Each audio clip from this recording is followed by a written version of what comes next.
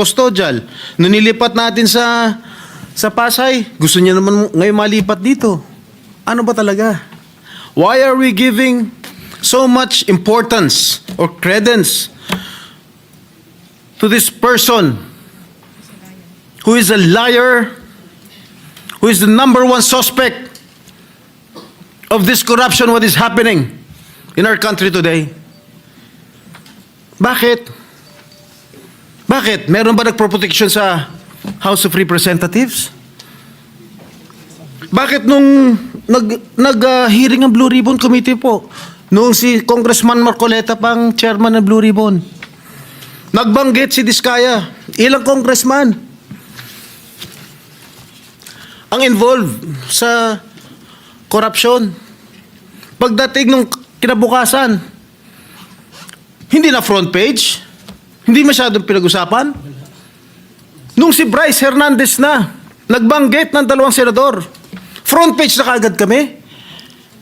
Kahit hindi totoo yung sinasabi niya, na walang basihan. 30% commission daw.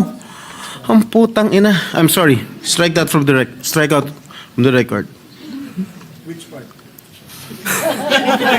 I'm sorry. The phrase is How can- stricken off the record. How can I demand 30%? What is his basis, Mr. President?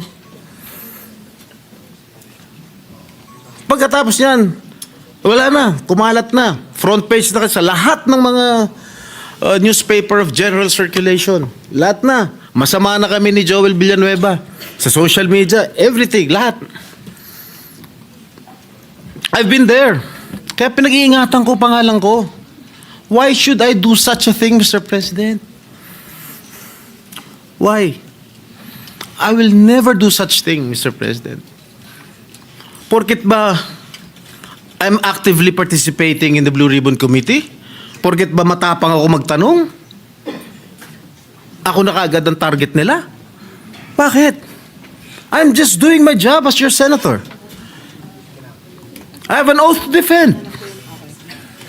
I want to get all the bad crooks here in the government.